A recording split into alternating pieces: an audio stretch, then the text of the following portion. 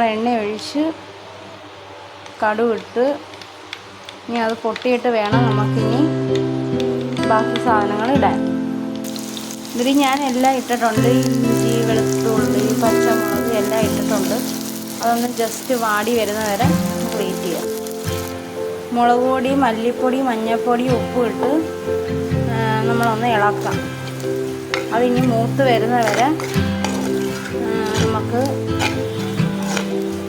Wait ചെയ്യാം. നല്ല എണ്ണ തെളിഞ്ഞ് വരുന്ന വരെ നമ്മൾ വെയിറ്റ് ചെയ്യണം. അത് കഴിയുമ്പം നമ്മളൊരു കഷ്ണം വടക്കംപുളി ഇട്ടിട്ടുണ്ട്. അതിൻ്റെ കൂടെ ഇനി ബാക്കിക്ക് പിഴുപുളി ചേർക്കണം. ബാക്കിക്ക് നമ്മൾ പിഴുപുളിയും കൂടി ചേർത്തിട്ടുണ്ട്. ഇനി അത് തിളച്ച് വരുന്നവരെ നമുക്ക് വെയിറ്റ് ചെയ്യാം.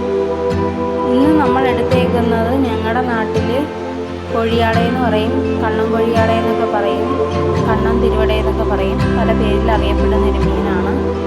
ആ മീനാണ് ഇന്ന് കറി വയ്ക്കാൻ പോകുന്നത്. മീൻ കറി തിളയ്ക്കാൻ തുടങ്ങിയിട്ടുണ്ട്. ഇനി അടുത്ത നമുക്ക് മീനിടാം.